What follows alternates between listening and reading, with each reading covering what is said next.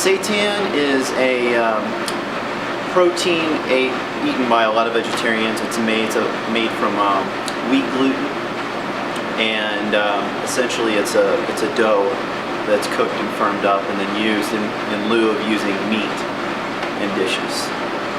Which the most important ingredient is the vital wheat gluten. But also in here are the nutritional yeast flakes, the wheat germ, flax, and you'd want to get ground flax. The seed may be a little too chewy for some people.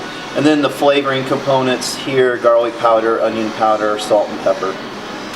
You could add other things. I mean, if you wanted smoky flavor, you could put smoked paprika in there, or like a chipotle chili powder or something like that. Like minced vegetables instead of tomato paste here. And if you go that direction, generally what's going to happen is the dough is going to end up being a little less dense. Whereas with the tomato paste, the dough is going to be a little more dense. And I've had it, you want to first whisk together your dry ingredients so they're evenly distributed. You don't have to spend a lot of time, but just with a whisk, or you could use a spoon, but so it's a uniform mixture. Essentially, you just want to get your tomato paste dissolved, because again, you don't want clumps here. Yeah, is there soy sauce in there? Yeah, this is a mixture of vegetable broth, which we make here at the restaurant. It's really the only stock we usually make here. Vegetable broth, soy sauce, and tomato paste. You're like, well, why? And so I use a rubber spatula at least to get it started here. Whoops, that'll happen. And then once it'll start to come together like pretty much a bread dough. And you're not necessarily like bread trying to develop a strong gluten, but you do want some gluten developed so it does hold together. And then you're just going to want to knead. And so, not to spend a lot of time on kneading, but essentially when you're kneading, you're pressing down in the middle or in the middle third, folding. And then we make our own pasta here and breads and gnocchi, so we knead a lot of stuff here. We're kneading experts. And you want to try to pick up as much of that stuff off the bottom there as possible. You're not going to get it all, because when it gets wet it starts to stick to the bottom board. And I don't dust the board or anything. This stuff is like kind of like silly putty. When I knead, palm down, press down against you, rotate, fold, like that. Everybody has their own little kneading thing. That's how I do it. You want to knead it for a couple of minutes. And like any dough that you knead and are developing gluten, you ideally would want this to rest after you knead it, and it helps the glutens or it to soften this slightly. So you do this for roughly 2 minutes, and it's not going to look pretty. Not designed really to look pretty, but it's going to come together. See, there's some stretchiness to it, but it's not like super tough bread dough either.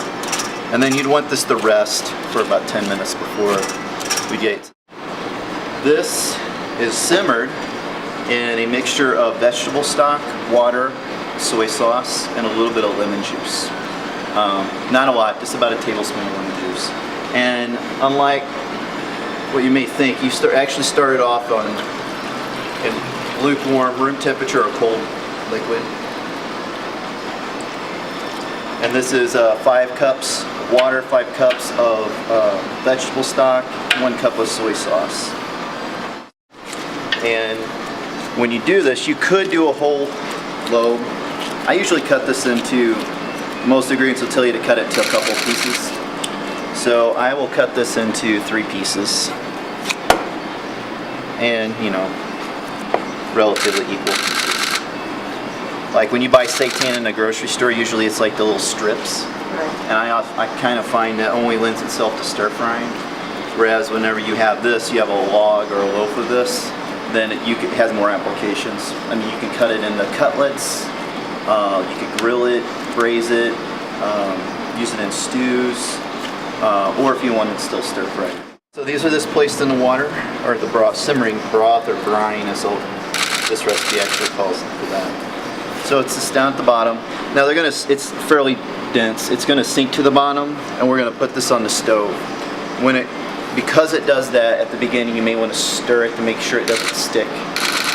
Put it over high heat until it comes to a boil, and then once it comes to a boil, you'll turn it down to a simmer, and you'll simmer it just slightly covered, much like you would if you're braising short ribs or something like that. And you want to simmer it for an hour. Simmer it for an hour, turn off the heat, let it sit for another half hour. Then you would remove it, cool the liquid down, and then in the refrigerator you'd store it with some of the liquid, and that prevents it from drying out. And again, it maintains that flavor component in the dough itself. In a liquid, that takes on the soy, gives it a different color a little bit. But that's what you end up with. And I have my 3 pieces here. And if I were to prepare this, probably the most common way I would do it is I'd be cutting this into little cutlets or steaks. Reduced down quite a bit, and so it's kind of a sauce.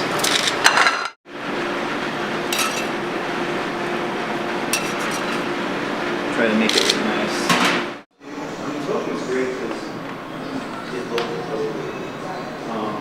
Like I mentioned, avocados over in Fort Collins, they make it, and we have not